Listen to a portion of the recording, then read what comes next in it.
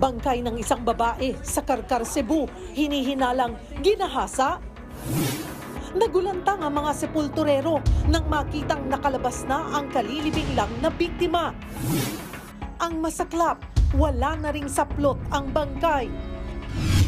Ang buong kwento sa balitang yan, abangan dito sa Frontline Pilipinas. Live mula sa himpilan ng News 5. Simulan na ang balitaan dito sa Frontline Pilipinas. Magandang gabi Pilipinas, sa ika-22 araw ng Oktubre, taong 2024. Kasamang buong pwersa ng News 5. Narito na mga pong frontline na balita. Bagyong Christine, hindi pa man naglalandfall pero nagpapabaha na sa malaking bahagi ng Bicol Region.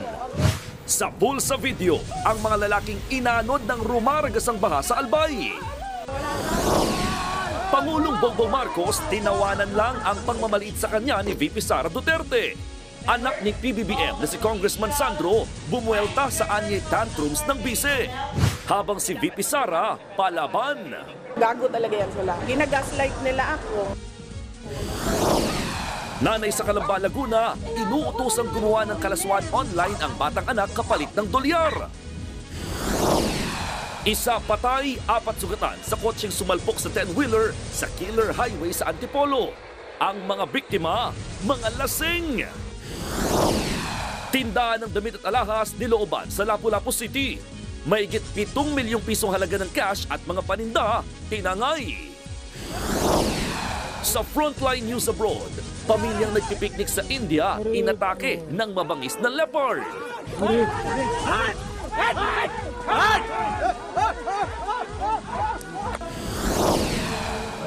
OPM icon si Joey Generoso, hindi pinapayagang i-perform ang pinasikat niyang kantang Forevermore. Bakit kaya? Bangungot ang sinapit ng 6 na taong gulang na lalaki sa kamay ng kanyang sariling ina sa Calamba, Laguna. Ang biktima pinaghuhubad habang ka-video call ang dayuhang magbabayad ng dolyar. Nasa frontline ng balitang yan, si JC Cosico. Ginamit mo yung bata para i-offer sa mga pwede mo ginamit sa nandito yung aming proof na nakapag-violate ka. Todo tanggi pa ang babaeng ito nang arestuhin ng mga tauhan ng PNP Anti-Cybercrime Group sa entrapment and rescue operation sa Barangay Pansol sa Calamba, Laguna. Inaano ko daw yung ano ko sa foreigner na hindi naman eh. Umiiyak pa ang babae pero wala siyang nagawa at ang kanyang partner at pinusasan pa rin ng mga pulis. Sangkot umano sila sa online sexual exploitation ng mga bata. Ayon sa PNP-ACG, mismo ang 6 na taong gulang na lalaking anak ng babae ang inilalako ng mga suspect sa mga customer na foreigner. Nag-ugat ang operasyon sa pakikipag-ugnayan ng Australian Federal Police matapos maaresto ang isang 33-year-old na lalaki mula New South Wales noong Setyembre. Tinukoy ng lalaki ang nanay ng batang biktima na siya umanong nagpapadala ng malalaswang video ng bata. Yun po yung ginagamit nilang performer sa ginagawa nilang live show or sinesend po yung mga sisaem na ito sa mga foreigners. Base sa investigasyon, 2023 pa raw sinimula ng mga suspect ang modus. Nakikipag-video call daw mag-partner sa mga posibleng kliyenteng foreigner na kanilang nakikilala sa mga dating at messaging app. Habang magkatawagan ay ipinapakita raw sa mga kliyente ang mga masaselang parte ng bata kapalit ng 1,000 hanggang 5,000 piso. And ang ginagawa po nila doon ay pinapalapit po nila yung bata habang nagre-request po yung clients kung ano po yung gagawin. Nakumpiska sa mga suspect ang 4 na cellphone na ginamit umanong pang-record at live stream at may mga masaselang larawan ng bata.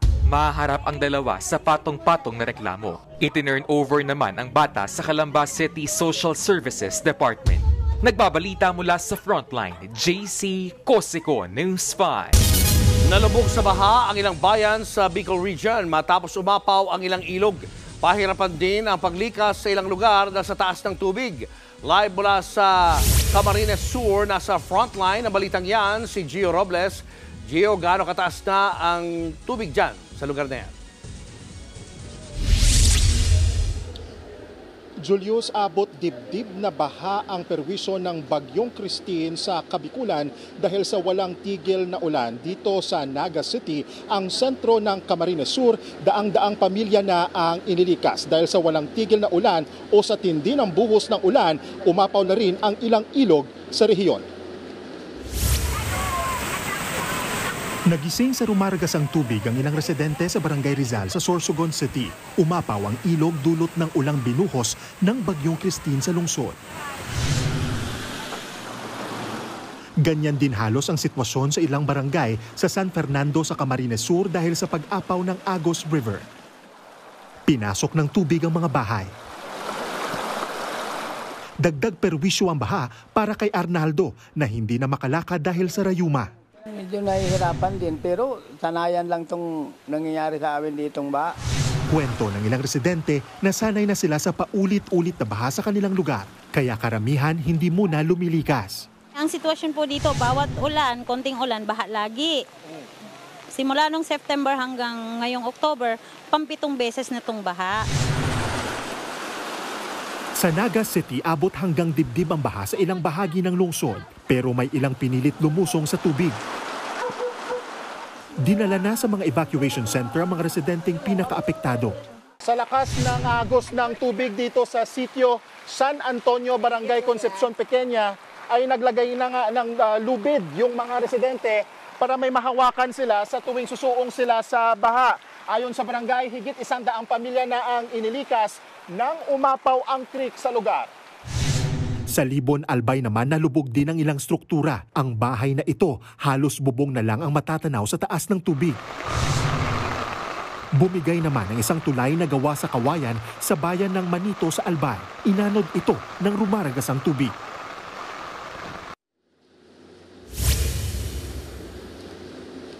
Julius, balik dito sa lungsod ng Naga sa Camarines Sur. Alam mo, as of 4 p.m. ayon sa Naga City Social Welfare Office ay tumaas na yung bilang ng mga bakwit. 670 families na ang inilikas o katumbas yan ng higit sa 2,000 mga bakwit na pansamantalang nananatili ngayon sa mga evacuation center. Alam mo Julius, ang good news lang sa ngayon na meron tayo ay wala pang napaulat na nasaktan o nasawi dahil nga sa matinding baha na dulot ng walang tigil na ulan ng Bagyong Christine. Julio, sa mga oras naman ito ay walang tigil yung ulan. Kung hindi ako nagkakamali, kanina alas 12 pa ito ng tanghali, walang tigil, tuloy-tuloy. At sinabayan pa yan, Julius, ng pabugso-bugsong malakas na hangin. Julius, balik sa iyo. Maraming salamat, Gio Robles. Lumakas pa ang Tropical Storm Christine habang lumalapit ito sa Luzon. Huling namata ng bagyo sa layong 390 kilometers silangan ng Dait, Camarines Norte. Taglay nito ang lakas ng hanging aabot sa 75 km per hour at pagbugsong hanggang 90 km per hour. Pakanluran, Hilagang Kanluran ang kilos ng bagyo sa bilis na 15 km per hour. Sa ngayon, signal number 2 pa rin sa Catanduanes, eastern portion ng Camarines Norte at Camarines Sur, Albay at Sorsogon. Signal number 1 naman sa Ilocos Norte, Ilocos Sur, La Union, Pangasinan at Apayao. Pati sa Kalinga, Abra, Mountain Province, Ifugao at Benguet. Signal number 1 din sa Cagayan, kabilang ang Babuyan Islands, Isabela, Quirino, Nueva Vizcaya at Aurora. Pati sa Nueva Ecija, Tarlac, Zambales, Bataan, Pampanga. Kasama rin ang Bulacan, Metro Manila, Cavite, Laguna at Batangas. Pati ang Rizal, Quezon, Occidental at Oriental Mindoro at Masbate. Signal number 1 din sa Marinduque, Romblon at natitirang bahagi ng Camarines Norte, Camarines Sur, Albay at Sorsogon. Tinatayang magla-landfall ang bagyo sa Isabela o Northern Aurora bukas ng gabi o sa Huwebes ng madaling araw. At kaugnay ng balitang yan, makakasama natin si Pag-asa Weather Forecaster Rhea Torres live. Magandang hapon sa iyo, Rhea.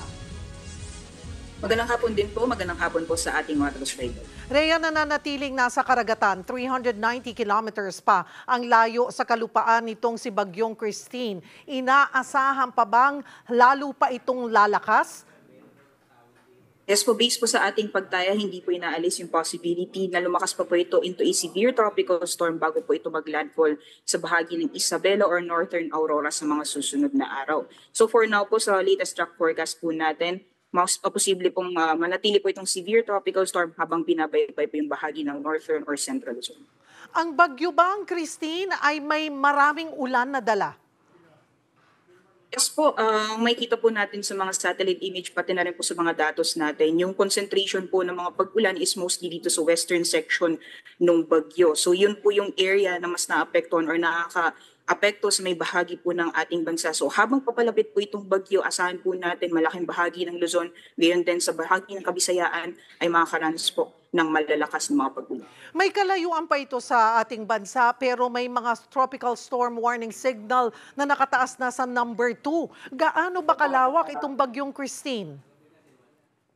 So for now po, dahil nakataas po yung, actually before po ito pumasok or pagkapasok po ito ng FAR, ay magtaas mo po tayo ng signal number 1 dahil sa kalawakan ng diameter nitong si bagyong Christine. So dahil although may kalayuan po yung sentro nitong bagyo, malawak po talaga yung malalakas na hangin na dala ng bagyo. So habang papalapit po ito sa ating bansa, so for now po nakikita natin severe tropical storm maaaring umabot. So highest signal na maaaring maapekto or makataas sa ilang bahagi po ng ating kapuluan, especially areas po ng northern at central Luzon, ay signal number 3. So asahan pa rin po natin na posible pa rin pong lumakas yung mga pagbukso ng hangin na mararanasan ng ating mga kababayan, especially po sa areas ng Luzon sa mga susunod na oras or susunod na araw. So ngayong nasa Pacific Ocean pa yung bagyong Christine, nakakaranas na nga ng matinding ulan at pagbaha po sa Bicol region. So ang sinasabi ba natin, Christine, ay Rhea, ay mas titindi pa ang sitwasyon oras nga na tumama o maglandfall na ito sa Isabela o Aurora bukas? Yes po, based po sa ating latest na weather advisory, itong mga pag-ulan po na nararanasan or malakas na mga pag-ulan na nararanasan, especially po sa areas ng Bicol region, pati na rin po sa mga karatig na probinsya, yan po yung peak or ngayon po yung peak na inaasahan natin. Habang unti-unti po siyang papalapit dito sa may bahagi ng northern at central Luzon, yung areas naman po ng northern Luzon, particular po sa bahagi ng Isabela, Apayao, Cagayan at Ilocos Norte, sila din po yung posibleng makaranas ng mga torrential na mga pag-ulan. Simula po yan bukas at unti-unti pong hihina yung mga pag-ulan pagdating po na or habang binabaybay niya po yung or possible po pag-exit niya po na ating Philippine landmass sa mga susunod na araw. So for the next 2 days, expected na po natin yung malalakas na buhos ng ulan sa mga bahagi po ng Luzon over the mga susunod na araw. At hanggang kailan mananalasa itong si Bagyong Christine sa bansa?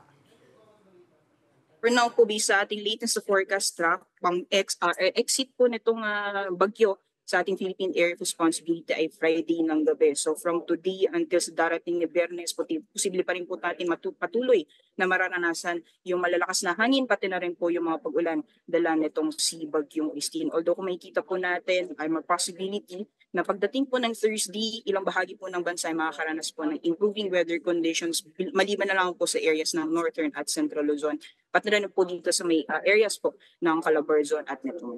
So yung mga araw na dapat nating paghandaan ay bukas at Huwebes, Rhea. Yes po, tama. Yes po. Maraming salamat for the update, Pag-asa Weather Forecaster, Rhea Torres. Kambyo muna tayo sa ibang balita. Tila na ulit ang disgrasyang nangyari sa Killer Highway sa Antipolo. Isang patay habang 4 ang sugatan sa pagsalpok ng kotse sa 10-wheeler truck. Nasa frontline ng balitang yan si Gary De Leon. Dahan-dahang inilabas ng mga rescuer ang mga sakay ng kotse na ito na nayupi matapos sumalpok sa 10-wheeler na truck sa Marcos Highway sa Antipolo City. Dead on the spot ang isa sa mga pasahero habang sugatan ng 4 na iba pa. Nakunan pa ng CCTV ang mabilis na takbo ng kotse. Hindi na nahagip ang aktual na pagmangga nito sa nakaparadang truck. Kwento ng driver ng truck, nagulat na lang siya nang biglang may sumalpok sa kanila. Naghihinto kami saglit, tapos pinabili ko yung pinanti ko ng kape. Maya-maya bigla na lang umano yung kotse sa likuran ng truck. Malakas, sobrang bilis daw ng takbo.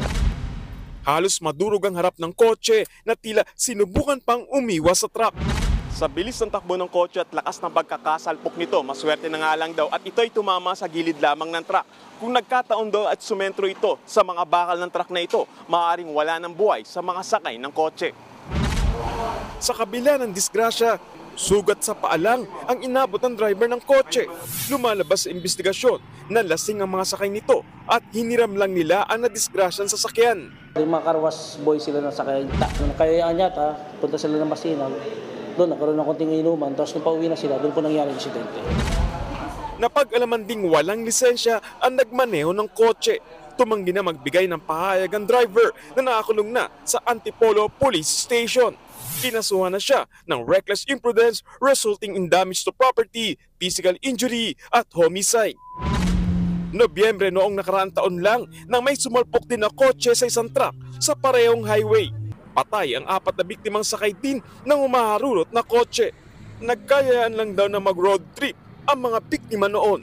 Nagbabalita mula sa Frontline, Gary De Leon, News 5. Kambal na sunog ang sumiklab sa Maynila, nabulabog dyan ang magkatabing ospital at university. Nasa frontline ng balitang yan si Ian Suyu. Wala nang estudyante sa classroom na ito sa University of the East sa Sampaloc, Maynila. Sa bintana, kapansin-pansin ang makapal na usok sa labas. Pagdungaw ng kumukuha ng video, nasusunog na pala ang storage room ng Mary Child's Hospital na katabi lamang ng universidad. Kaya agad na pinalika sa mga estudyante.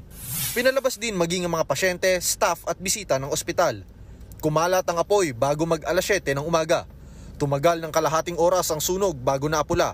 Wala namang nasaktan sa sunog, pero kinansela ang panghapong klase sa mga gusaling malapit sa pinangyarihan ng sunog. Sa kabila ng insidente, tuloy naman ang operasyon ng ospital. Bago mag-alas 8 ng umaga naman, isa pang sunog ang sumiklab sa Tondo, Maynila. Kita sa drone footage ang usok mula sa nasusunog na bahay. Naapula ang apoy makalipas din ng 30 minuto. Wala namang napaulat na nasawi o sugatan. Iniimbestigahan pa ang sanhi ng magkahiwalay na sunog sa Maynila. Nagbabalita mula sa Frontline, Ian Suyu, News 5. Sunugan ang mahigit 100 pamilya sa Bacoor, Cavite. Karamihan sa kanila walang naisalba. Nasa frontline ng balitang yan, si Dave Abuel. Nabulabog ng nagangalit na apoy ang mga residente ng Panapaan 4 sa Bacoor, Cavite. Oh my God, Lord! Hindi ba uulan? Dahil magkakatabi ang mga bahay, mabilis na kumalat ang sunog. Binalot din ng maiitim at makakapal na usok ang lugar. Wala nang nagawa ang mga residente, kundi panoorin ang unti-unting paglamon ng apoy sa kanilang mga naipundar. Si Loreto, napauwi galing trabaho nang malamang may sunog sa kanilang lugar. Pati bisikleta niya, hindi niya naisalba. Para baka kung may maabutan pa, ito naman. Wala na. Nakakalungkot po. Ang bahay ni Evelyn naman, kapirasong dingding at yero na lang ang natira. Masakit po talaga, kaya lang wala po tayong magagawa. Kailangan magsimula po ulit. Mahigit 2 oras tumagal ang sunog bago naapula. Naging pahirapan ang pagresponde ng mga bombero dahil makitid ang daan. Wala namang nasaktan, pero aabot sa halos 140 pamilya ang nasunugan. Katumbas yan ng nasa 600 individual. Karamihan sa kanila, sa covered court ng barangay muna sumisilong. Inaalam pa ang mitsa ng sunog. Nagbabalita mula sa Frontline, Dave Abuel, News 5. Tinawanan lang ni Pangulong Bongbong Marcos ang banat sa kanya ni Vice President Sara Duterte na hindi siya marunong maging presidente. Ang relasyon naman na magkaibigang VP Sara at Senator Amy Marcos tila nanlalamig daw. Nasa frontline ng balitang yan si Ria Fernandez.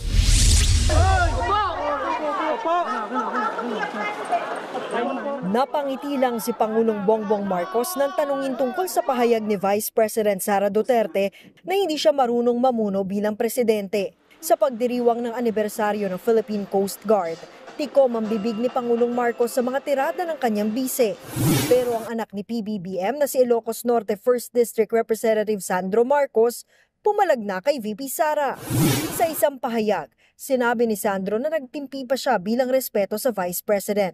Pero bilang anak, hindi raw niya kayang manahimik habang pinagbabantaan ni VP Sara na huhukayin ang labi ng kanyang lolong si dating Pangulong Ferdinand Marcos Sr. at pupugutan ng ulo ang ama niyang kasalukuyang Pangulo. Ang kakaiba raw na temper tantrum ay kinondena na ng isang bansang natatakot na sa mga naging payag ni VP Sara. Dagdag pa ni Sandro, baka raw ang paghuhuramentado ni VP Sara ang self-therapy niya pero sumusobra na raw ang bise. Bago pa man magsalita si Sandro, dumepensa na rin ang pinsan niyang si Ilocos Norte Governor Matthew Manotoc para sa kanyang inang si Senator Amy Marcos. Sa kabila nito, naiintindihan naman daw ni VP Sara ang mga naging reaksyon ni na Sandro at Matthew pero pumalag lang daw siya sa pamimersonal sa kanya. Kayo ang nauna. Bakit? Because of envy and jealousy. Nilinaw rin ni VP Sara na hindi niya tinira ang kaibigang si Senator Amy. Pero hindi niya raw masabi ang tunay na estado ng kanilang relasyon ngayon. Kung friendship over na ba o pagsubok lang ito. Matapos daw ang press conference niya noong Biyernes, tinext daw ni VP Sara si Senator Amy. Pero she was cold, malamig. And then meron siyang sinabihan ng common friend namin na naiinis siya sa akin at kay BBM. Sa gitna ng banta ni VP Sara na ipahuhukay ang labi ni Marcos Sr. para ipatapon ito sa West Philippine Sea, sinabi ng Philippine Army na tanging pamilya lang ng yumao ang pwedeng magpalipat sa labi ng kanilang kaanak. Nagbabalita mula sa Frontline, Ria Fernandez, News 5. Maga nagsuspende ng klase para bukas ang ilang LGU dahil sa Bagyong Christine. Wala na pong pasok ang lahat ng antas ng private at public school sa Pangasinan, Abra, Bulacan, Nueva Ecija, Cavite at Laguna. Suspended din ang klase sa bayan ng Divilacan sa Isabela, pati na rin sa Katanawan at Gumaca sa Quezon. All levels din po suspension sa Magsaysay at Rizal sa Occidental Mindoro. Sa Batangas, wala rin pasok ang lahat ng antas sa mga bayan ng Calaca, Lobo, Nasugbu at Santo Tomas. Habang preschool hanggang senior high naman ang suspension sa Goncillo, Lian at Padre Garcia. Una nang nanawagan si Interior Secretary John Vic Remulla na suspindi na ang lahat ng klase sa Luzon para bukas. We advised all local government units to suspend classes in the entire Luzon seaboard. Buong Luzon yan. Again, hindi tayo sigurado, public and private. We don't know yet the exact path kung dadaan siya from Quezon to Aurora to Batanes, or it will go from Quezon straight to the Cordilleras out to So we will know tonight kung ano talaga ang final trajectory ng typhoon. Perwisyo ang idinulot sa mga commuter ng kumalat na graba at buhangin sa bahagi ng Commonwealth Avenue sa Philcoa, Quezon City. Tulong-tulong ang mga bumbero at mga tauhan ng MMDA sa pagbomba ng tubig para linisin ang kalsada. Natapon yan mula sa napadaang dump truck. Hindi pa malinaw kung bakit natapon ang karga nito. Pero ilang motor ang nadulas dahil dito. Doble perwisyo rin ito sa mga commuter dahil hindi makadaan dito ang mga bus at jeep. Showbiz, eto na nga! Mga kapatid, eto na nga ang mga umaarangkadang showbiz balita ngayong Martes. Open for collaboration with new artists ang Asia's Diamond Soul Siren na si Nina. Pero may payo naman siya sa mga bata at bagong artists. Nasa frontline na balitang yan, si MJ Marfori. Yung feeling na naka-move on ka na, pero bigla mong maririnig ang kantang Someday, someone's gonna love me the way I wanted you to need me. Someday, someone's gonna take your place. Karaoke song yan ng mga sawi sa pag-ibig. Kaya thank you Beyonce, thank you Nina. Sa mga hugot classic songs gaya ng Someday at Love Moves in Mysterious Ways. Matagal na sa industriya ang tinaguri ang Asia's Diamond Soul Siren. At bilang isang tita, hindi niya raw ganun kabet ang mga kanta na ngayon ay nagmumura sa lyrics kahit hindi naman kailangan. Kasi wag naman masyadong very lewd, yung nagmumura, and also talks about, like kahit bata ka pa parang the S word, So, yun lang, konting lang, medyo, subtle lang, ganyan. Hindi naman sa minamaliit niya yan, ha? Pero syempre, hindi maiiwasang ma-miss ng ilan ang mga tunugan noon. I know I'm not that strong, but it won't take long. Kasi sometimes parang pag naririnig mo yung old songs, then parang sasabihin, naririnig ko rin sinasabi nila, uy, namimiss ko yung mga songs dati na may sense, tapos parang ang ganda ng mga lyrics and ang ganda ng melody, ganyan. Sa kabila niyan, sinabi ni Nina na natutuwa siya sa beat ng mga kasalukuyang kanta. Bukas din daw siya makipag-collab sa younger generation na ka-vibe niya as an artist. Pero syempre, we still have to take care of the sound and everything. Di naman puro collab lang ng collab kung hindi ka naman bagay doon sa artist na yun. Para sa mga gustong maki-jam sa mga kanta ni Nina, magkakaroon siya ng birthday concert, ang With Love Nina. At gaganapin yan sa October 30 sa The Theater at Soler. Nagbabalita mula sa Frontline, MJ Marfori, News 5. Ito pa nga, bilyong-bilyong pisong yaman ng yumaong One Direction singer na si Liam Payne ang maiiwan sa kanyang nag-iisang anak. Ayon po sa report, katumbas ng 4 na bilyong piso ang naiwang asset ni Liam mula sa kanyang music career at investments. Mapupunta po ito sa kanyang nag-iisang anak na si Bear.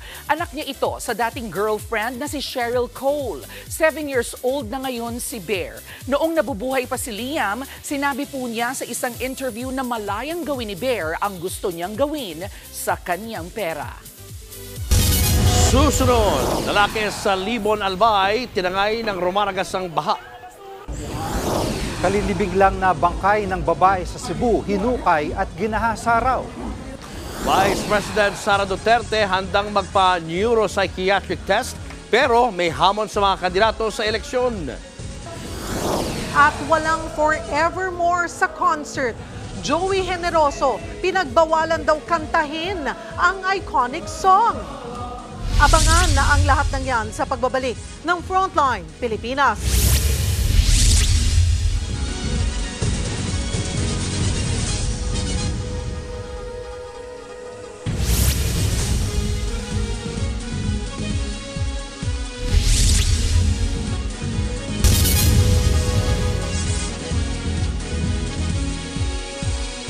Mga kapatid, Julius Babaw po, nasa Middle East o saan mang dako ka ng mundo, manatiling may alam at may pakialam sa mga mainit na balita dito sa ating bansa. Simulan po natin ang bawat araw sa tuloy-tuloy na balitaan sa Frontline.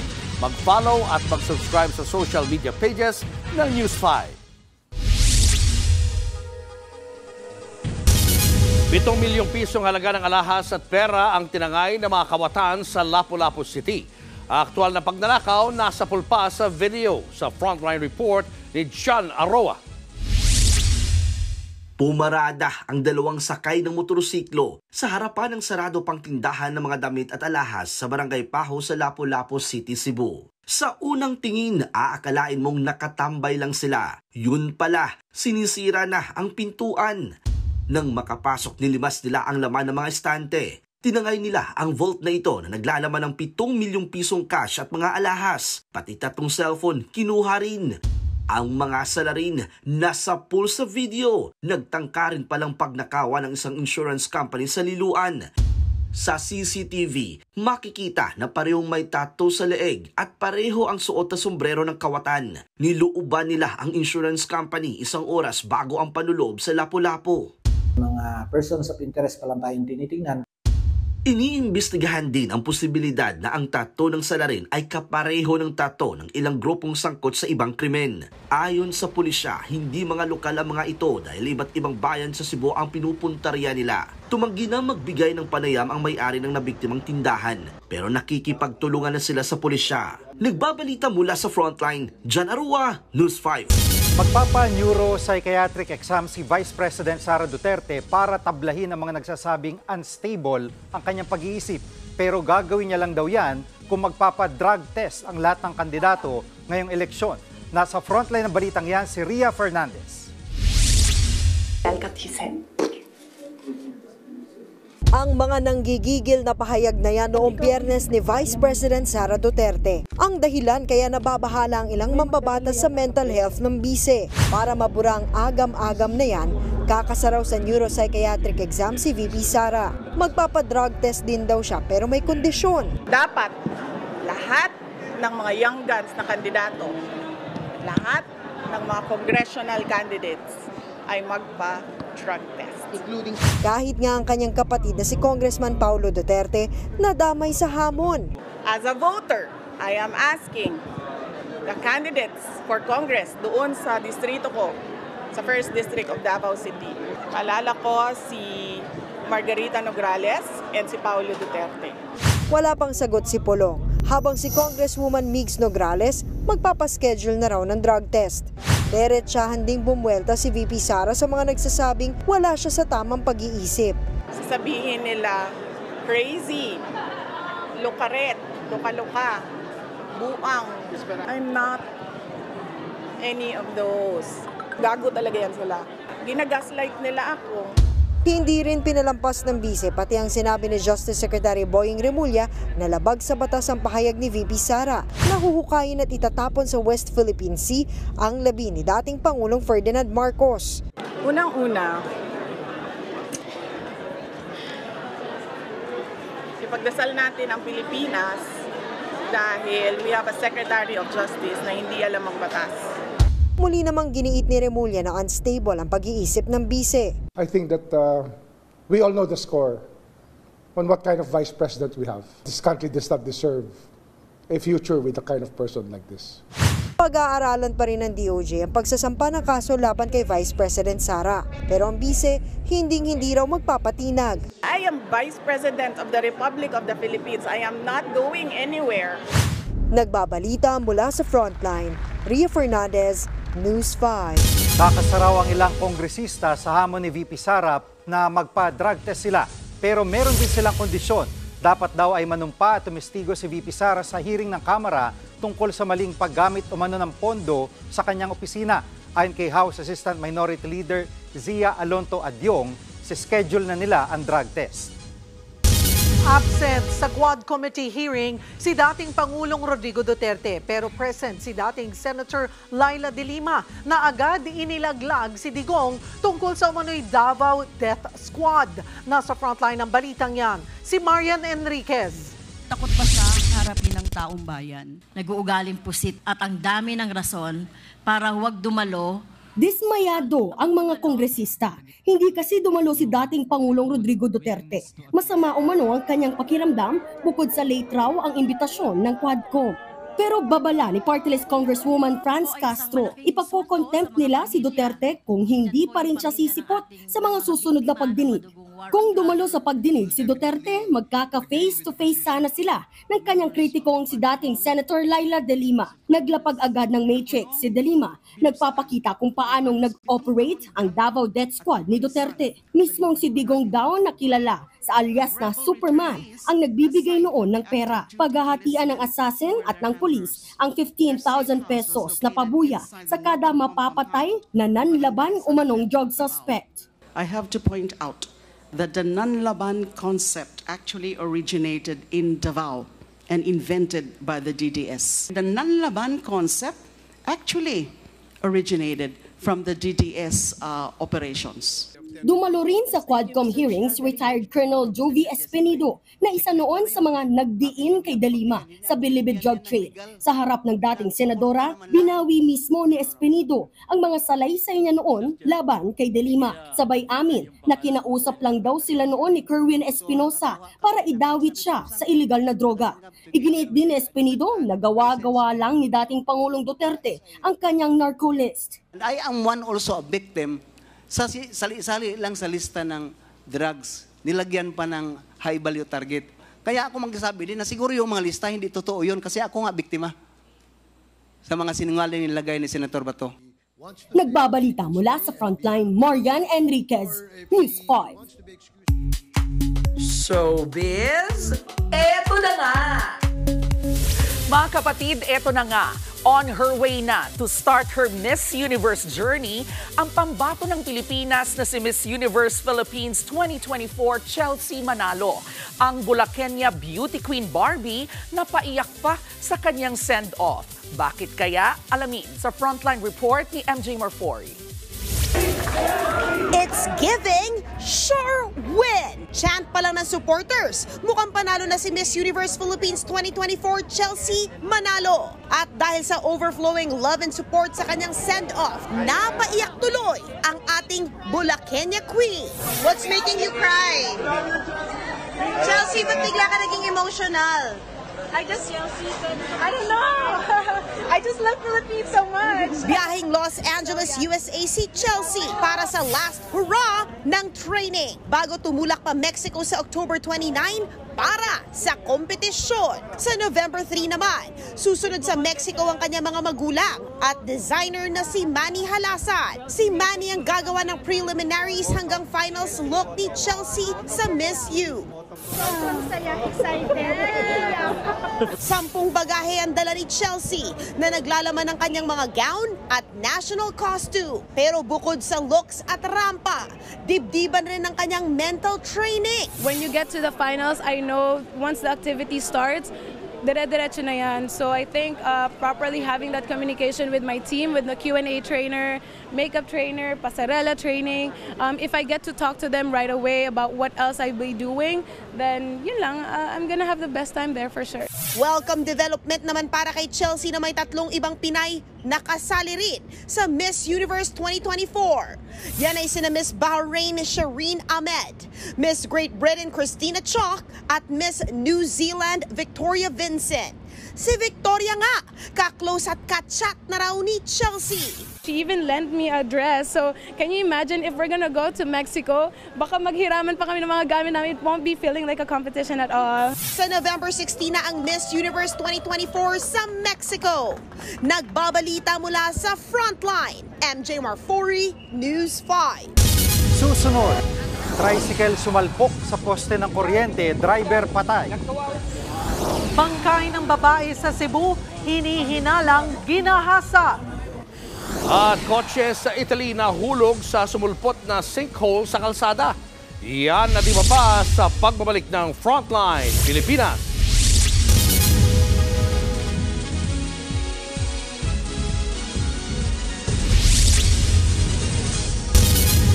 Mga kapatid, Julius Babaw po. Nasa Middle East o sa amang dako ka ng mundo, manatiling may alam at may pakialam sa mga may init na balita dito sa ating bansa. Simulan po natin ang bawat araw sa tuloy-tuloy na balitaan sa Frontline. Mag-follow at mag-subscribe sa social media pages ng News 5.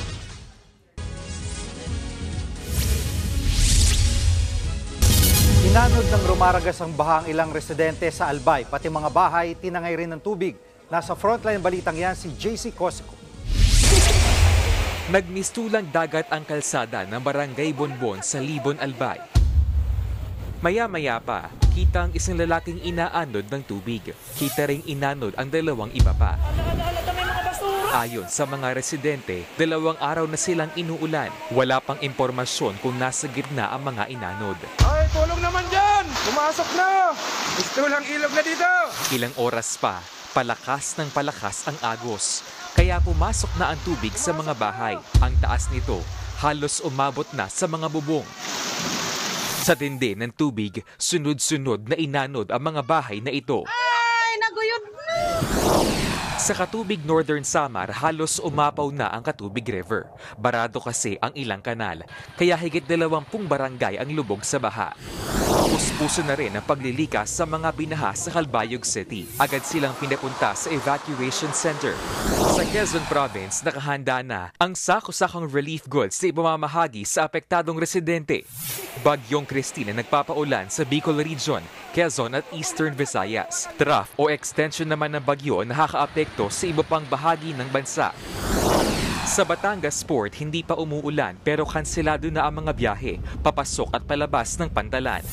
Iba't ibang lungsod na rin ang nagsuspende ng klase. Ayon sa Department of Social Welfare and Development, higit 33 milyon ang tinatayang maaapektuhan ng Bagyong Christine. Nakaalerto na ang Office of Civil Defense sa Bagyong Christine. Ang Philippine Army nakahanda rin sa pagresponde sa mga LGU. Right now, we have 4 infantry divisions ang naka-on standby alert. That is to preempt dahil ang iiwasan naman natin is magkaroon ng mga casualties. Nagbabalita mula sa Frontline, JC Cosico, News 5. Patay ang isang lalaki matapos sumalpok sa poste ng kuryente ang minamaneho niyang tricycle sa Bagao, Cagayan. Tulong-tulong ang mga rescuer para kunin ang labi ng 28 anyos na biktima. Nakita lang daw ng mga dumadaang motorista na duguan at wala nang malay ang biktima. Isinugod pa siya sa ospital pero idineklara ring dead on arrival. Inaalam pa ang mitsa ng disgrasya.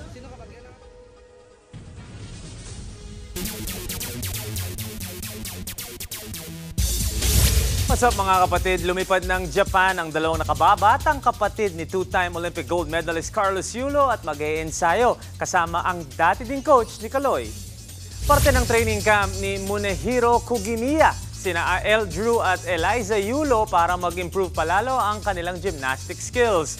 Ito ang simula ng kanilang proseso sa pag-qualify para sa Los Angeles Olympics sa 2028. Nireveal dati ni Gymnastics Association of the Philippines President Cynthia Carrion na parte ng plano nila ang dalawang batang Yulo na posibleng lumaban kasama ang kanilang kuya sa mga kompetisyon.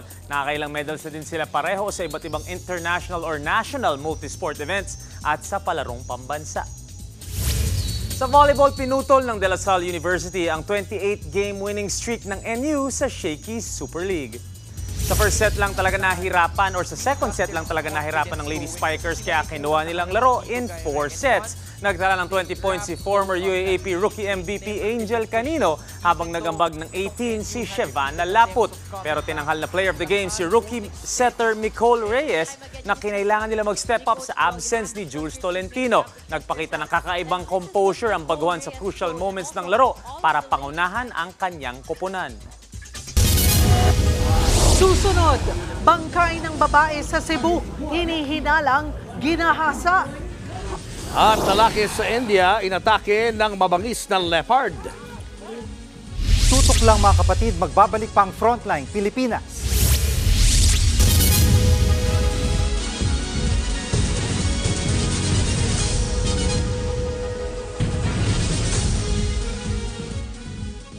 Mga kapatid, Jiggy Manikad po, nasa Middle East o saan mang dako ka ng mundo, manatiling may alam at may pakialam sa mga mainit na balita dito sa ating bansa. Simulan natin ang bawat araw sa tuloy-tuloy na balitaan sa Frontline.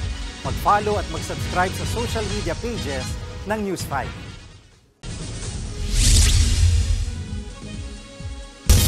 Sa kasagsagan ng baha at ulan, ni-rescue ang isang babaeng manganganak na. Sa hawak sa lifeline! Gamit ang lubid, dahan-dahang itinawid sa gitna ng baha ang 20 anyos na pasyente sa barangay Gimaloto, Sorsogon. Kita sa video ang lakas ng agos ng tubig. Pagkatapos ng ilang minutong pagsulong sa baha, matagumpay na naihatid ang pasyente sa nakaabang na ambulansya. Susunod, kalilibing lang na bangkay ng babae sa Cebu, natagpuang hubad kaya hinihinalang ginahasa. At iconic song na Forevermore at kilalang singer nito na si Joey Generoso, walang forever. Generoso, pinagbawalan daw itong kantahin sa kanyang concert. Marami pa kayong mga balitang dapat malaman sa pagbabalik ng Frontline Pilipinas.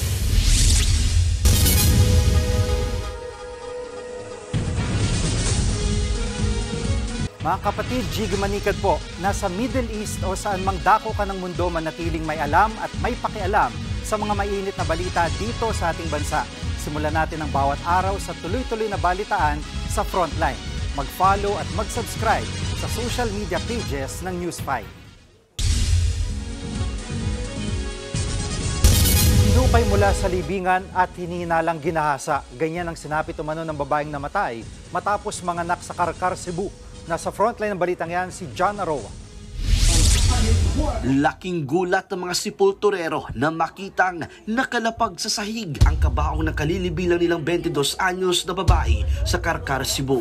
Ayon sa sepulturerong si Mang Artemio, Sabado ng hapon nang ilibing ang babaeng pumanaw dahil sa komplikasyon sa panganganak at Linggo ng umaga na makitang nakababa ang kabaong. Pagkakitaan ako sa lungon, nang makita ko yung kabaong, naratel at natakot ako. Sabi ko sa kabaong, "Uy, bakit nandiyan ka? Bakit ka bumaba dyan? Nasa itaas kasi yung pinaglibing namin." Pagtingin ko, sira na ang kabaong. Ang mas ikinagulat pa nila, wala nang saplot ang bangkay sa loob ng kabaong. Kaya hinala ni Mang Artimio, ginahasa ang bangkay. Ipasusuri na ng mga pulis ang bangkay para makumpirma yan. Posibleng aabutin pa raw ng buwan bago lumabas ang resulta. Pero ayon sa Carcara City Police, malabong nagkaroon ng penetration kung ginahasa nga ang bangkay.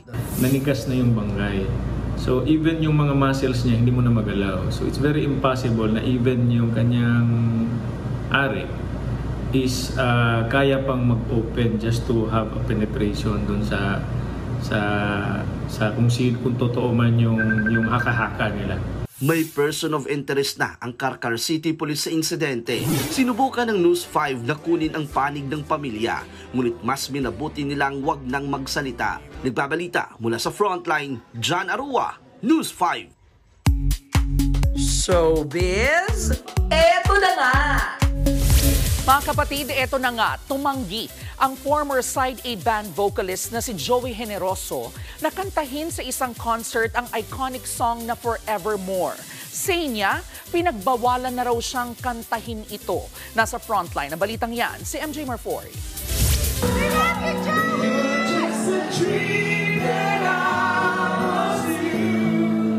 Yan ang trademark song ng OPM icon na si Joey Generoso. Pero ngayon, tila walang Forevermore.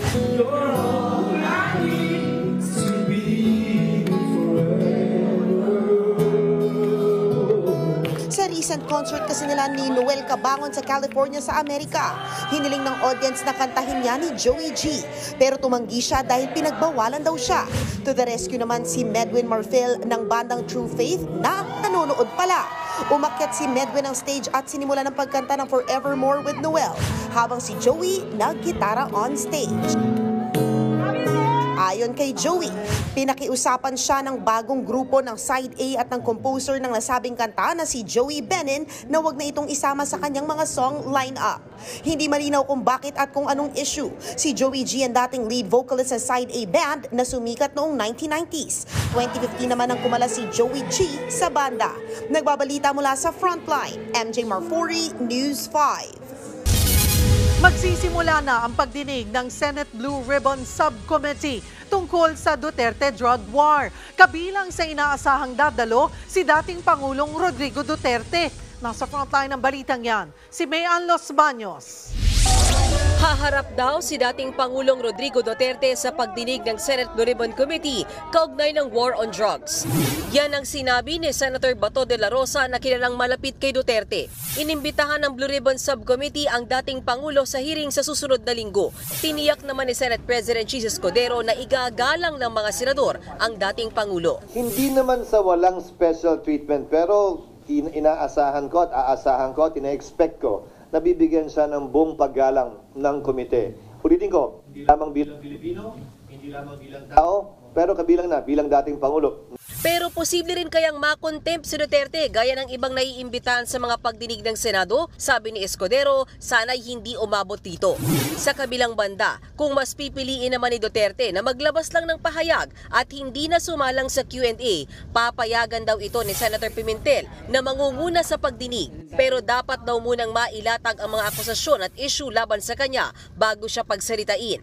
Kaya unang sasalang ang mga pamilya ng biktima ng extrajudicial killings, pati sina dating Police Colonel Ruina Garma at si dating NAPOLCOM Commissioner Edelberto Leonardo. Imbitado rin si alias Smoking na sinasabing tauhan ni Senator Bongo na di umano na mahagi ng drug reward money. Ang negosyanteng si Peter Lim na sinasangkot din sa illegal na droga, ang self-confessed drug lord na si Kerwin Espinosa, dating Senator Laila De Lima at Police Colonel Jovi Espinido na nagdiin noon kay De Lima sa bilibid drug trade. Sina Senators Bongo at Bato de la Rosa na kapwa na didiin sa drug war ng nakaraang administrasyon, bibigyan din ng pagkakataong depensahan ang mga sarili at tanungin ang mga resource person. Hindi raw kakayanin ng isang hearing lang ang lawak ng usapin kaugnay sa drug war. Tingin ni Senator Pimentel, aabot ng hanggang 3 pagdinig ang Senado para mapag-usapan ang lahat ng issue kaugnay sa drug war sa ilalim pa lamang ng Duterte administration. Tinabla naman ni De La Rosa ang mga panawagang mag-indefinite leave muna sila habang gumugulong ang pagdinig sa Senado. Haharapin daw ni Bato ang mga anyay sinungaling. Nagbabalita mula sa Frontline, Mayan Los Baños, News 5. Nagalok ng 150,000 pesos na pabuya ang lokal na pamahalaan ng Cebuco, Zamboanga del Norte para matagpuan ang dinukot na American vlogger. Ayon sa Police Regional Office 9, 100,000 piso ang reward sa makapagbibigay ng impormasyon kung nasaan si Elliot Eastman. 50,000 pesos naman para sa makapagtuturo sa sinakyang bangka ng mga suspect na dumukot sa kanya. Sa ngayon, may persons of interest na ang pulisya sa mga sangkot sa pagkidnap pero hindi mo na sila pinangalanan. Patuloy pa rin ang pagtugis sa mga ito. Inimbestigahan na rin ang motibo sa pagdukot kay Eastman. Ongoing ho yung ating mga operations po here in Region 9 and across borders. Mas targeted na ho yung ating mga moves sapagkat meron na ho tayong mga leads nandito sa mga persons of interest na nakuha ho natin. Planong bawasan ni Interior Secretary John Vic Remulla ang mga general sa Philippine National Police. Bahagi raw ito ng reforma na gusto niyang ipatupad sa PNP. Nasa frontline balitang yan si Maricel Alili. Sa dami ng mga general sa Philippine National Police, tinitingnan ng Department of Interior and Local Government na bawasan ito. Ayon kay DILG Secretary John Vic Remulla, kabilang ito sa mga rekomendasyon na inilatag niya kay Pangulong Bongbong Marcos sa sectoral meeting sa Malacanang. Parte raw ito ng reforma sa hanay ng kapulisan na gustong ipatupad ni Remulla. Mula sa kasalukuyang 130 general, plano niyang ibaba ito sa 25.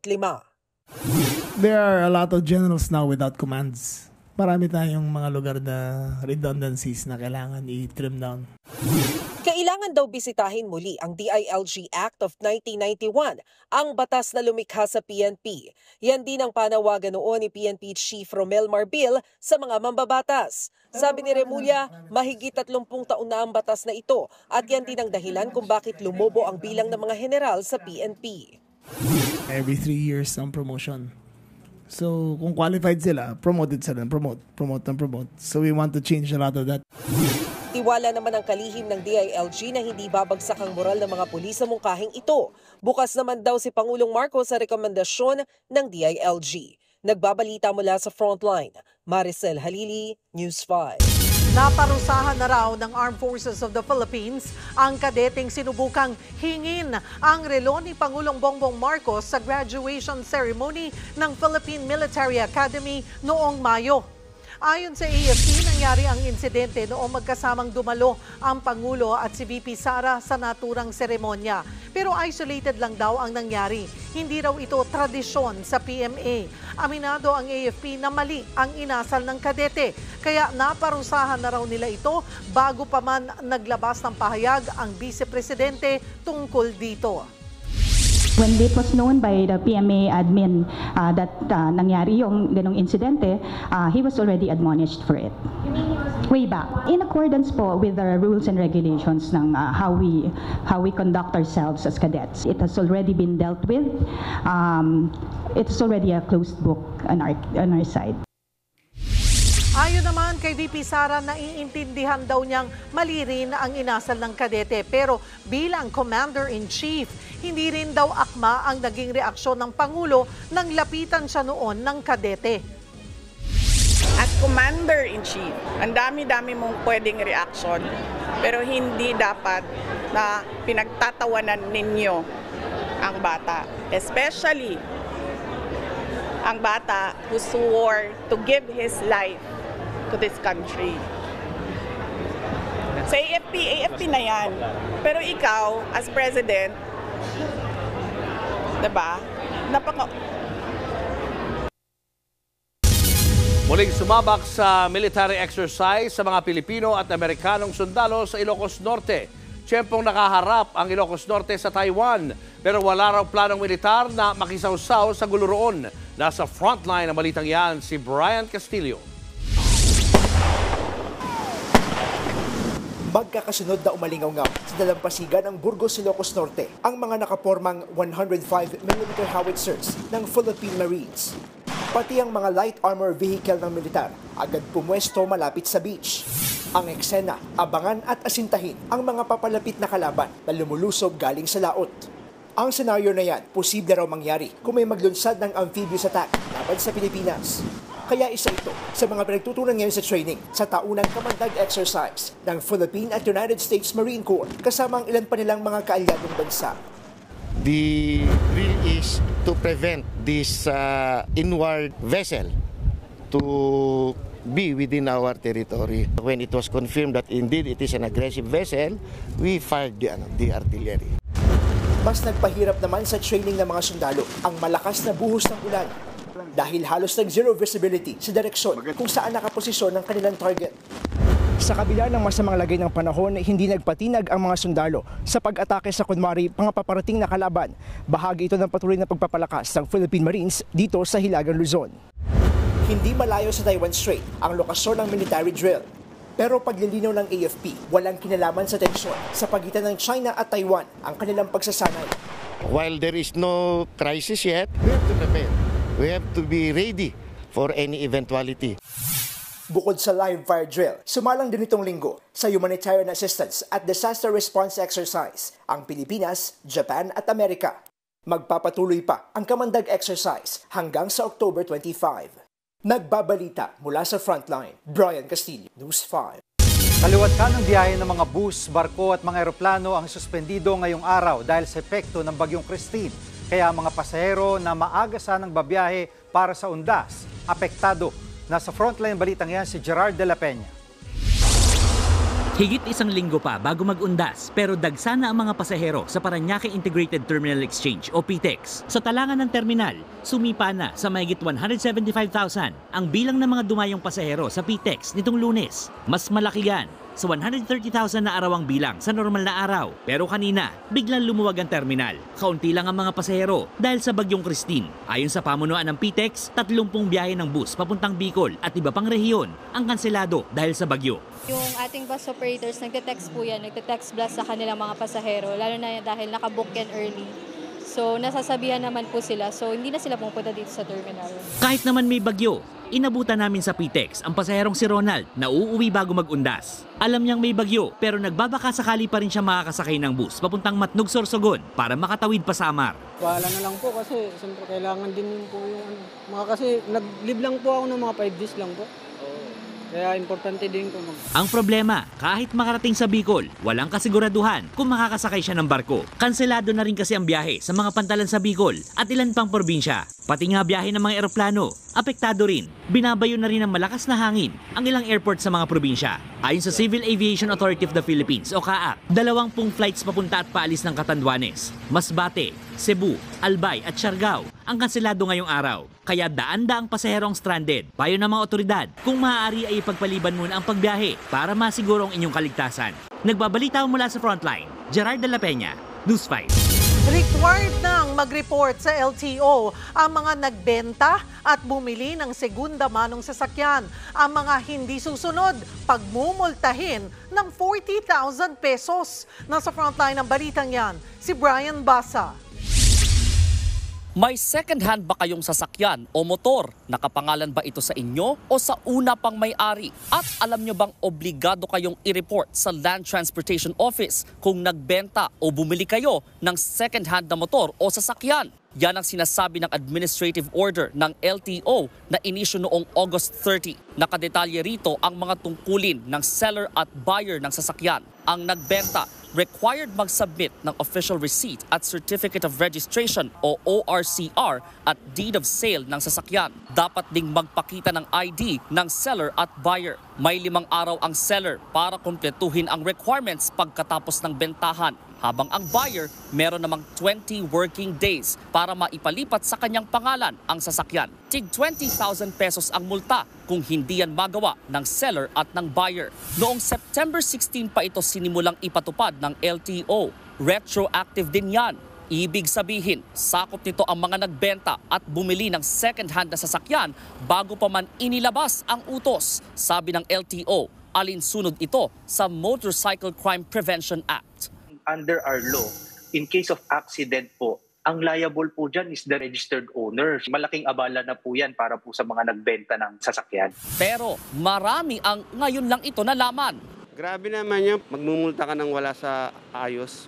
Lalo na yung pinagbilan mo ng motor galing pa ng probinsya. Nakakagulat para sa amin na ganun, yung kalaki yung multa. Kailangan siguro mapag-aralan po mismo ng LTO kung paano po yung dapat maging proseso nung kanilang pinapatupad na batas na yan. Para sa isang urban transport expert, pampatagal lang ito ng proseso. I think they're really excuse. They want to terrorize motorists para they come across at manikluhod sa kanila. Pag-aaralan naman ng LTO ang pagpapalawig ng deadline sa requirements. Hindi rin daw agad babawiin ang lisensya ng mga lalabag, pero magkaka-record sila sa LTO. Nagbabalita mula sa Frontline, Brian Basa, News 5. Bawal ang masahe, bawal mag-tattoo, bawal mag-manicure at pedicure sa Burnham Park sa Baguio. Perwisyo raw kasi yan sa mga namamasyal. Nasa frontline ng balitang yan, si Ria Fernandez. Pag-aalok ng masahe ang hanap buhay ni alias Naning. At bilang tourist destination ng Baguio City, kalimitan niyang inaalok ang mga turistang pagod sa kakalibot sa City of Pines. Para po kumita po kami para po sa pamilya. Kasi ito lang po naman yung trabaho na bumubuhay po sa pamilya namin, yung kinikita po namin sa araw-araw. Mga turista rin ang kalimitang customer ng henna tattoo artist na si alias John. At para makarami, dumarayo siya sa city proper, partikular sa Burnham Park. Hindi naman po pwedeng mag-alok kami ng henna doon sa bundok, wala naman pong namamasyal sa bundok.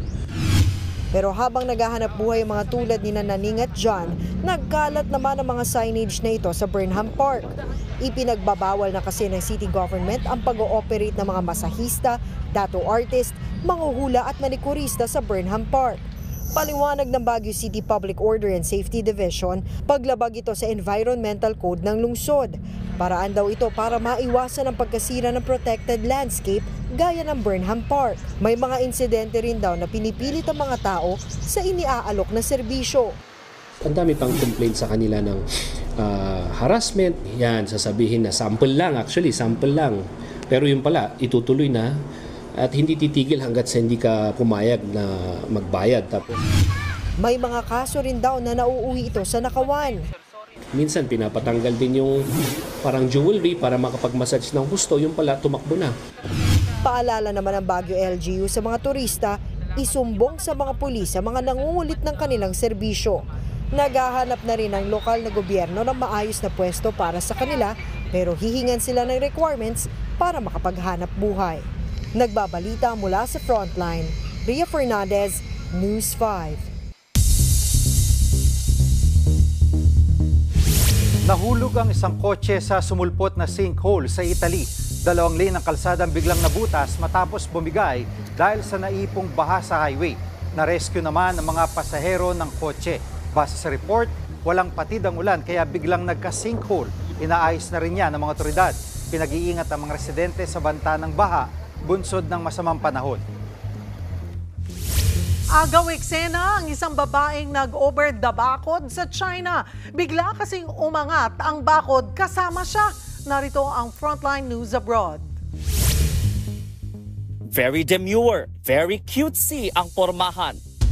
Pero hindi very mindful ang babaeng yan sa isang residential area sa Tianxi, China. Si ate kahit nakapalda, sumampa sa nakasaradong barrier.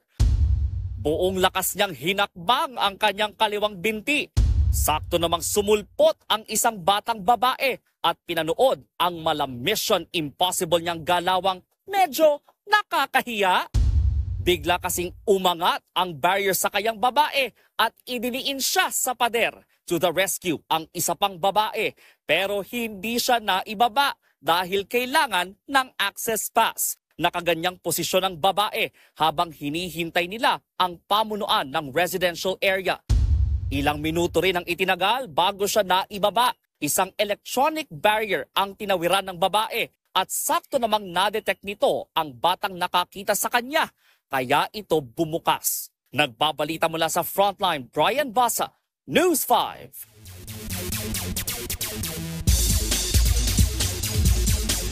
Mga kapatid, nabawi na ni Filipina tennis star Alex Ayala ang kanyang back-to-back early exit sa China at nakapasok sa main draw ng Guangzhou Open. Ito ay pagkatapos patumbahin ng Pinay sina Elena Pridankina at Hao Xin-yu. Gusto matapos ni Ayala ang kanyang China stint ng daladala ang momentum bago umuwi dito sa atin at makapagpahinga. Makakatapat niya ang mga matitinding manlalaro tulad ni Katerina Siniakova na ranked 48 sa mundo. Aalamin pa sino ang sunod na makakatapat ni Ayala pero siguradong naghahanda na ang ating pambato. Sa basketball naman, tinanghal na Player of the Week si rookie sensation RJ Abarientos pagkatapos mag-step up para mag-advance ang Barangay Ginebra sa finals. Nagpakawala ng 28 points ang dating FU Tamaraw para pangunahan ng Gin King sa kanilang Game 5 win. Tuloy naman ang kanyang magandang laro sa Game 6 kung saan natapos siya ng may 16 points and 6 assists. Pati ang winningest coach sa kasaysayan ng liga na si Coach Tim Cone ay na-amaze sa kakayanan ng kanyang rookie lalo na sa crucial moments. Pero hindi pa tapos ang kayod para kay RJ at makakatapat uli ng Ginebra ang TNT sa finals na magsisimula na sa Linggo. At yan ang mga pandi ng Sports News today. It's your Sports Tito, Mikey Reyes. Peace and love. Showbiz, eto na nga! Mga kapatid, eto na nga, kumpleto na po ang 10 official entries para sa 50th anniversary ng Metro Manila Film Festival o MMFF this year. Kabilang sa second batch ang pelikulang My Future You nina Francine Diaz at Seth Fedelin. Ang Uninvited ni Dan Villegas, imbitado rin po sa festival. Bibida riyan sina Vilma Santos, Aga Mulak at Nadine Lustre. Pasok din ang Topak na pinagbibidahan nina Arjo Atayde at Julia Montes. Next on the list, ang Hold Me Close nina Carlo Aquino at Julia Barreto. At panghuli po, ang Espantajo ni Direk Chito Ronyo, starring Judy Ann Santos at Lorna Tolentino. Nauna na pong inanunsyo ang 5 pang official entries noong July 16. At yan nga po ang ating mga showbiz updates ngayong Tuesday. See you tomorrow mga kapatid. Ako po si Jervy Rice. Susunod, COMELEC nagbabala sa mga kandidatong hindi pa nagpaparehistro ng kanilang social media account. At silipin ang Switzerland-inspired na Christmas Village sa Baguio City. Tuloy-tuloy pa ang makabulahang balitaan sa pagbabalik ng Frontline Pilipinas.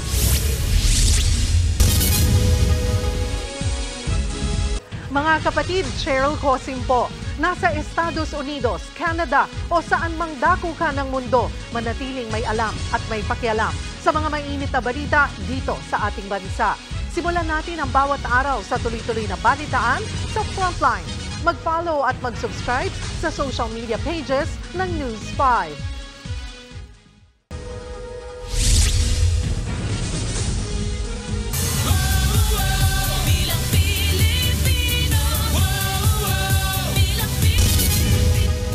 May babala ang COMELEC sa mga kakandidatong hindi pa nagpaparehistro ng kanilang social media account para sa Bilang Pilipino 2025. Kasunod niyan ang pasilip nila sa isa pang gagamiting data center ng Botohan.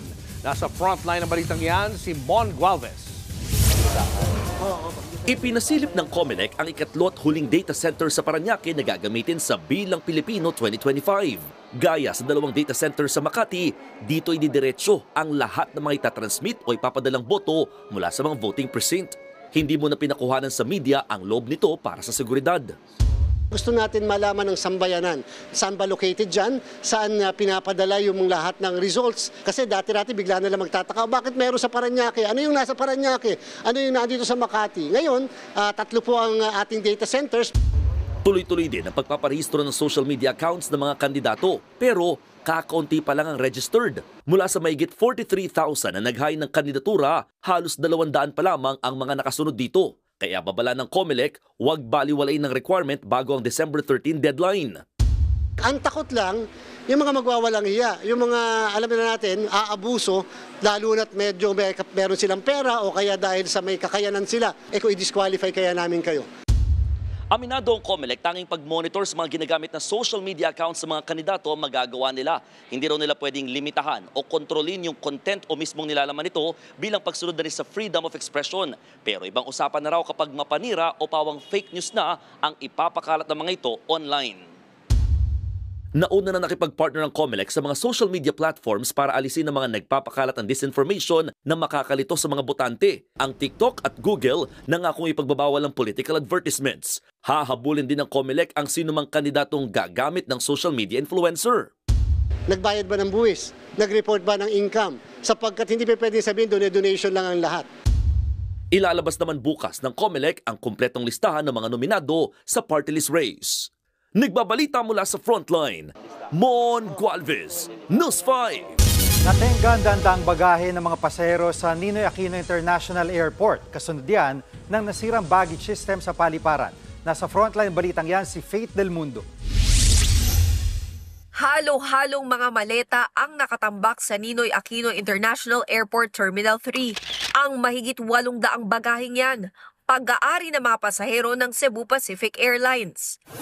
Isa sa naperwisyong pasahero si Pauline Concepcion na bumiyahe pa Cebu. Laking gulat niya na pagkalapag sa Mactan International Airport, nasa naiya pa rin ang kanyang bagahe. Wala kang damit na maisuot because everything's there. Some of my documents for work ay nandoon. Ayun, so it affected my my work also. I'm also a breastfeeding mom. So yung breast pump ko is also there. So sobrang hassle. And then toiletries. Kaya ang kanyang bakasyon na uwi sa pagka-stress dahil sa aberya. Emotionally distressed ka. Stress na stress ako. Naibalik lang daw yan matapos ang isang araw at nakatanggap siya ng 2,000 piso mula sa airlines bilang danyos. Pati ang aktres na si Wilma Dasent na nagbakasyon sa Bora, napapost sa Facebook sa inis. Giit niya, sexy shorts na niya ang isinuot ng asawa sa tagal dumating ng kanilang luggage. Gaya ni Pauline, magdamag din ang inabot bago na ibalik ang bagahe nila Wilma. Dalawa lang sila sa daan-daang pasaherong nagreklamo sa aberya ng delayed na bagahe. Paliwanag ng Cebu Pacific, nagkaroon ng problema sa conveyor belt sa NAIA. Nagkaroon din daw ng problema sa communication. Sa ngayon, tinutugunan na ang mga problema ukol sa delayed bags. Nakipag-ugnayan na raw ang New NAIA Infra Corporation sa Cebu Pacific sa baggage handling. Nagdagdag na rin sila ng mga tao para sa mga naiwan pang baggage. Nagbabalita mula sa Frontline, Faith Del Mundo, News 5.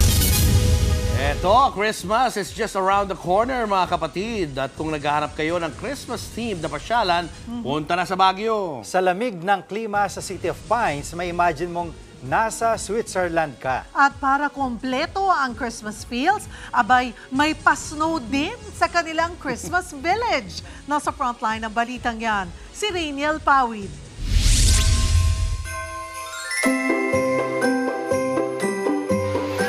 Maagang Christmas feels ang hatid ng isang 5-star mountain resort sa Baguio City. Dahil as early as now, bukas na ang kanilang Christmas village na inspired by the Alpine holidays ng Switzerland. Pagpasok pa lang, bubungad na ang tunnel of lights na kumukuti-kutitap in white and blue. Sabi nga, do it for the gram. Kaya ang mga bisita, todo picture talaga. Benta naman sa mga chikitingang carousel. Added attractions din sa kids ang pitball. At para todo ang Christmas vibe, dapat may snow. Gusto lang po namin ma-experience yung lamig. Hindi ko kasi naranasan makahawak ng snow, kaya kahit yung fake na lang kuya, gusto ko maranasan lang makakan. Hindi makukumpleto ang Christmas elements kung walang polar bear, snowman at nativity scene. At syempre, present dapat si Santa. I'd say it still is the best destination this time of the year because it's a matter of tradition for most. Ganitong Pasko raw ang namimiss ni Charmaine na galing Japan. Mas mapifeel mo yung Christmas, but in Japan kasi kahit Christmas nag-work sila, kaya mas ma-enjoy mo dito sa Pilipinas. Sa mga naghahanap ng pasyalan ngayong Pasko, bukas ang Christmas Village sa City of Pines araw-araw. Nagbabalita mula sa Frontline, Rainiel Pawid, News 5. Naku, dayo na kayo dyan. Sa Baguio Country Club yan, yung Christmas Village. Taon-taon talaga ginagawa nila yan. Diba? Yung mga hindi makakarating ng abroad para maka-experience sa snow. Baguio. That's the closest thing na pwede puntahan. Tama-tama, agahan nyo na yung Christmas feels dahil 64 days na lang, Pasko na! At yan ang mga balita at impormasyong dapat niyong malaman sa araw na ito. Mga balita para sa may alam at may pakialam. Kami ang inyong mga kasangga sa Frontline Pilipinas.